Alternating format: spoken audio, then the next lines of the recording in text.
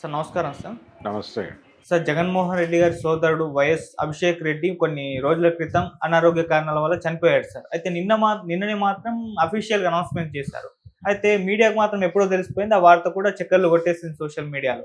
అయితే చనిపోయిన కొన్ని రోజులకు వీళ్ళెందుకు అంటే ఇన్ని రోజులు దాచి నిన్నెందుకు అఫీషియల్‌గా అనౌన్స్ చేశారు అన్న దానిపైన ఒక చర్చ జరుగుతుంది. మళ్ళీ అభిషేక్ రెడ్డి హెల్త్ ఇష్యూస్‌తో బాధపడుతున్నప్పటికీ జగన్మోహన్ రెడ్డి గారు వెళ్ళలేదు చూడ్డానికి. దీని పట్ల ఫ్యామిలీ అసంతృప్తిగా ఉందని కూడా కథనాలు రాస్తున్నారు సార్. మరి అసలు ఏం జరిగింది అభిషేక్ రెడ్డి విషయంలో మీరేం చెప్తారు? అంటే ఎవరి అభిషేక్ రెడ్డి, అతను ఎలా జగన్‌కి సోదరుడు అనేది హ్మ్. ప్రధానంగా జనం అందరూ చూస్తోంది. ఆయన డాక్టర్. ఆయన వైద్య వృత్తిలో ఉన్నాడు. ఉండటం మాత్రమే కాకుండా లాస్ట్ సెప్టెంబర్ నుంచి ఆయనకు అనారోగ్యం ఉంది. హ్మ్. సెప్టెంబర్ నుంచి ఆయన ట్రీట్మెంట్‌లో ఉన్నట్టుగా కూడా వార్తలున్నాయి. అయితే ఈయన వైఎస్ అవినాష్ రెడ్డి ఉన్నాడు, కడప ఎంపీ. ఆయనకి పెదనాన్న కొడుకు ఇతను. వీళ్ళ ఫాదర్ పేరు ప్రకాష్ రెడ్డి. అలాగే ఆయన అవినాష్ రెడ్డి ఫాదర్ పేరు భాస్కర్ రెడ్డి.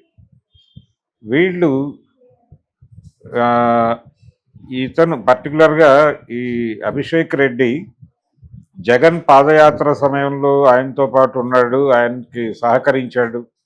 అలాగే వైఎస్ఆర్సిపి వైద్య విభాగానికి ఆయన ఇన్ఛార్జిగా వ్యవహరిస్తున్నాడు. దీంతోపాటు కడప నియోజకవర్గంలో లింగాల మండలానికి పార్టీ ఇన్ఛార్జిగా వ్యవహరిస్తున్నాడు. అలా ఆయన క్రియాశీలక రాజకీయాలలో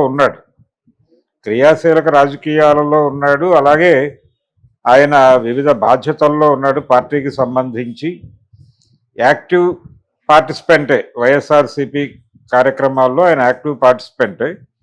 అయితే ఇదంతా బాగానే ఉంది. ఆయన మరణం సహజ మరణంగానే కనిపిస్తుంది. ఆయన హాస్పిటల్లోనే చనిపోయాడు. నాకు తెలిసి ఏఎంజీ హాస్పిటల్లో చనిపోయాడు ఆయన. ఇది బయటకు కనిపిస్తున్నటువంటి వార్త. అయితే దీని మీద టీడీపీ నుంచి వచ్చినటువంటి ఒక ట్వీట్ ఇప్పుడు దుమారం రేపుతోంది. మీరన్నట్టుగా ఇది లేటుగా ప్రకటించారు, వార్త అధికారిక ప్రకటన లేటుగా వచ్చింది అనే గొడవ ఒకవైపు నడుస్తుండగానే ఇతని మరణం అనేది సహజ మరణమా లేకపోతే అసహజ మరణమా అన్న ఒక అనుమానాన్ని రేకెత్తిస్తూ కొన్ని చర్చలు నడుస్తున్నాయి కడప జిల్లా నుంచి. అది జనంలో ఉన్నటువంటి అభిప్రాయంగా ప్రొజెక్ట్ చేస్తూ టీడీపీ శ్రేణులు వివిధ మాధ్యమాలలో తమ అభిప్రాయాలు ఓపెన్ చేస్తున్నారు. ఈ నేపథ్యంలో టీడీపీ నుంచి కూడా ఒక ట్వీట్ రావటం అనేది ఇప్పుడు కొంచెం చర్చను రేపుతోంది. ఇది చాలామంది అభిప్రాయం ఏంటంటే అదర్ సైడ్ వైఎస్ జగన్ వ్యతిరేకుల వైపు నుంచి వినిపిస్తున్న మాట ఏంటంటే ఇది వాంటెడ్గానే జరిగిందా, ఇతన్ని ఎలిమినేట్ చేశారా, ఇతని సహజ మరణం కాదేమో అనేటువంటి కొన్ని సందేహాలు వ్యక్తం చేస్తూ వివేకా హత్యతో ఇతనికి ఎక్కడో సంబంధాలు ఉన్నాయి, దానికి సంబంధించినటువంటి కొన్ని విషయాలు ఇతనికి తెలుసు, ఆ హత్య గురించినటువంటి విషయాలు తెలిసిన వాళ్ళని నెమ్మదిగా ఒక్కొక్కళ్ళని అడ్డు తొలగించడం అనేటువంటి ఒక కార్యక్రమం మొదలైంది. అందులో భాగంగానే ఈ అభిషేక్ రెడ్డి మరణం సంభవించిందా అన్న టోన్లో కథనాలు సర్క్యులేషన్లోకి వచ్చేసినాయి.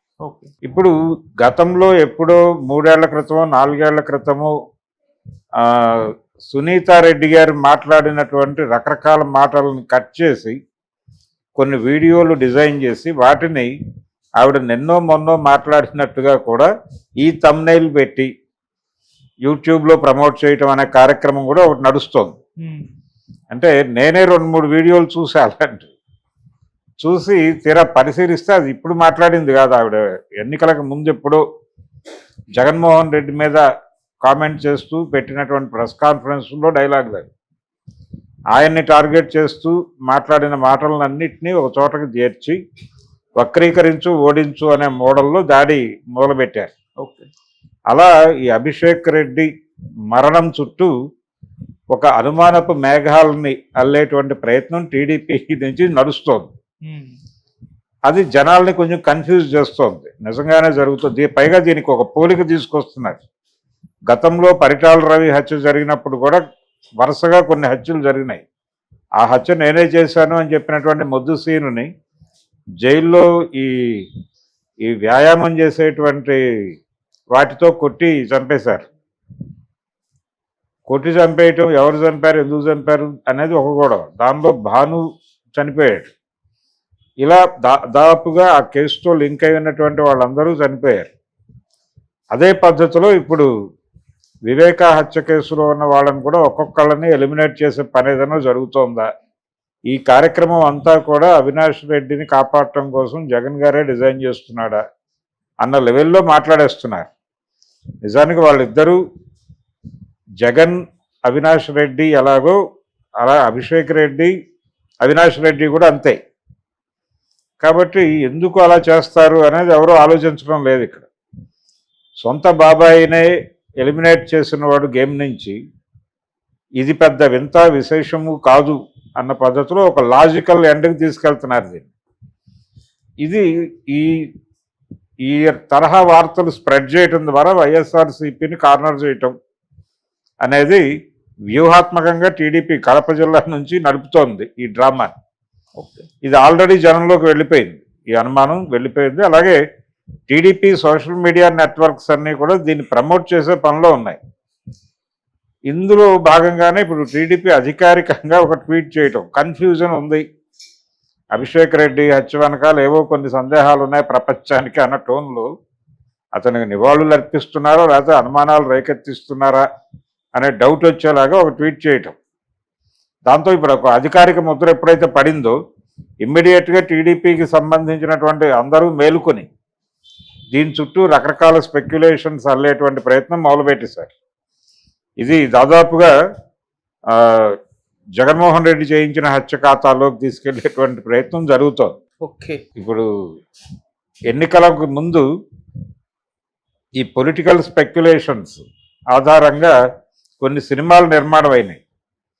ఆ సినిమాలలో ఒక సినిమా రాజధాని ఫైల్స్. ఈ రాజధాని ఫైల్స్ సినిమాలో నేరుగా జగన్మోహన్ రెడ్డి గొడ్డలు తీసుకుని చంపేసినట్టుగా ఒక సన్నివేశం కల్పించారు. ముఖ్యమంత్రి హోదాలో తనకు వ్యతిరేకంగా మాట్లాడిన ఒక తన సన్నిహితుడు ఎదురుకుండా నిలబడి ఉంటే గుండెల మీద తంతే అతను వెళ్ళి టాయిలెట్లో పడతాడు. ఆ పక్కనే అంటే రెగ్యులర్గా ఆయనతో ఒక గొడ్డలు ఉంచుకుంటాడు అని కూడా ఎస్టాబ్లిష్ చేశారు. ఆయన గదిలో జనరల్గా గదిలో ఈ కొన్ని పరికరాలు ఉంటాయి అనివార్యంగా, వాక్యూమ్ క్లీనర్లు ఇలాంటివి. అలా ఈ గొడ్డల్ని కూడా సహజంగా అక్కడ పెట్టుకున్నట్టుగా చూపించి ఆ సహజంగా గోడ పక్కన పెట్టుకున్న గొడ్డలను తీసుకెళ్ళి నరికేస్తాడు. ఆ సీన్ ఉంది సినిమాలో.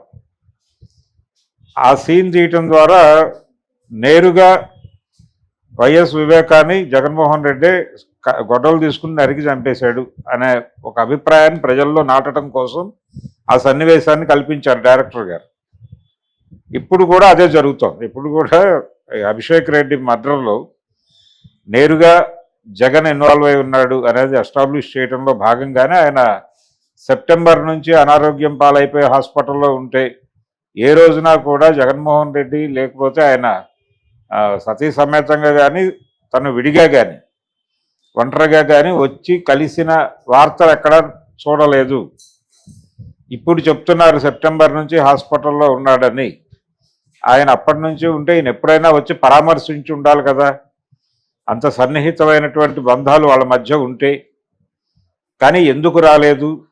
అందుకని ఇదేదో వాంటెడ్గా జరిగిన ఎలిమినేషన్గానే చూడాల్సి ఉంటుంది అని ఒక రీజన్ లాగి మాట్లాడేస్తున్నారు. ఇట్లా రకరకాల వీడియోస్ వైరల్ అవుతున్నాయి. ఎప్పుడైతే ఈ కంటెంట్కి సాలబిలిటీ ఉంది అనే విషయం అర్థమైందో దీని మీద రకరకాల వ్యాఖ్యానాలు, రకరకాల అభిప్రాయాలు ప్రకటించేస్తున్నారు. రెండోది డిలే కావడం, అంటే న్యూస్ బయటకు వచ్చినప్పటికీ వాళ్ళు పార్టీ వైపు నుంచి కావచ్చు ఎప్పుడు చేస్తారు అనే దాని మీద ఆధారపడి ఉంది. అది దానికి అంత్యక్రియలకు సంబంధించిన ముహూర్తాలు ఖరారైన తర్వాతే వీళ్ళు అధికారిక ప్రకటన ఇచ్చినట్టున్నారు. ఆల్రెడీ న్యూస్ అలాగూ బయటకు వచ్చేసింది కాబట్టి ఈ అధికారిక ప్రకటన ఇప్పుడు చేద్దాం అన్ని వివరాలు చెబుతూ అని అనుకుని ఉండొచ్చు. కానీ దీన్ని కూడా ప్రత్యేకంగా పరిశీలించి గ్యాప్ మీద కూడా కథనాలు అల్లేస్తున్నారు. ఇలా ఏ ఇన్సిడెంట్ జరిగినా దానికి ఎవరో ఒకళ్ళని బాధ్యుల్ని చేయటం అనేది వాంటెడ్గానే జరిగిపోతుంది. ప్రతి చోట ట్రోల్ సైన్యం ఇలాంటి ఇన్సిడెంట్లు, ఇలాంటి మాటలు వీటి కోసం ఈగర్గా, ఇది లేకపోతే వాళ్ళకి పని లేదు అనే పరిస్థితికి వెళ్ళిపోయింది. నెమ్మదిగా ఏంటంటే ఇది నిజమేనేమో అని జనాలు అనుకునే పరిస్థితి తీసుకొస్తున్నారు. ఇప్పుడు చాలామంది ఆల్రెడీ ఈ వీడియో కంటెంట్ చూసిన వాళ్ళందరూ కూడా ఒక అభిప్రాయానికి వచ్చేసారు. ఈ అభిషేక్ రెడ్డిని వాంటెడ్గానే జగన్మోహన్ రెడ్డి ఎలిమినేట్ చేశాడు అనే అభిప్రాయం నెమ్మదిగా స్థిరీకరణ జరుగుతోంది. ఈ ఈ డ్రామా అయితే సక్సెస్ఫుల్గా నడుస్తోంది. మరి ఇది మొత్తం గమనిస్తున్నాడా లేదా జగన్మోహన్ రెడ్డి అనేది చూడాలి. ఓకే. చూసి రేపు పొద్దున అంత్యక్రియల కార్యక్రమం ఇవన్నీ అయిపోయిన తర్వాత మరి ఆయన అధికారికంగా దీని మీద ఎక్కడైనా స్పందిస్తాడేమో చూడాలి. ఇప్పటికీ కూడా ఆయన మీడియా ముందుకు చాలా తరచుగా రావాలి, కానీ రావడం లేదు. చాలా విషయాల మీద మౌనంగా ఉంటుంది వైఎస్ఆర్సీపీ ఇన్ టోటల్. ఇంతకుముందు ఏ విషయాన్నైనా సరే సమాజాన్ని అడ్రస్ చేస్తూ దాని మీద ఒక వివరణ ఇచ్చేటువంటి ఒక పెద్ద మనిషి ఉండేవాడు, సజ్జల రామకృష్ణారెడ్డి. ఆయన కూడా ఈ మధ్య మైకుల ముందుకు రావడం తగ్గించాడు. పేర్ని నాని గారు ఆయన మీద ఒక కేసు ఉండడంతో ఆయన కూడా ఆగాడు. రోజువారీ ఖండన మండనుల వ్యవహారాలన్నీ వాళ్ళు చూసుకునేవాడు, వాళ్ళు రావడం లేదు. విజయసాయి రెడ్డి ఎందుకు నోటికి తాళం వేసుకున్నాడో తెలియదు, ఆయన మాట్లాడలేదు అక్కడ. కాబట్టి ఈ ఈ భారీగా జరుగుతున్నటువంటి ఇప్పుడు ఈ అభిషేక్ రెడ్డి మరణం నేపథ్యంలో నడుస్తున్నటువంటి స్పెక్యులేషన్స్ మీద వైఎస్ఆర్సీపీ పార్టీగా కానీ లేకపోతే కుటుంబ పెద్దగా జగన్మోహన్ రెడ్డి కానీ ఏవైనా స్పందించి మాట్లాడతారేమో అని మొత్తం ప్రపంచం ఎదురు చూస్తుంది. వాళ్ళు నోరు తెరిచి మాట్లాడితే కొంతమేర క్లారిటీలు వస్తాయి.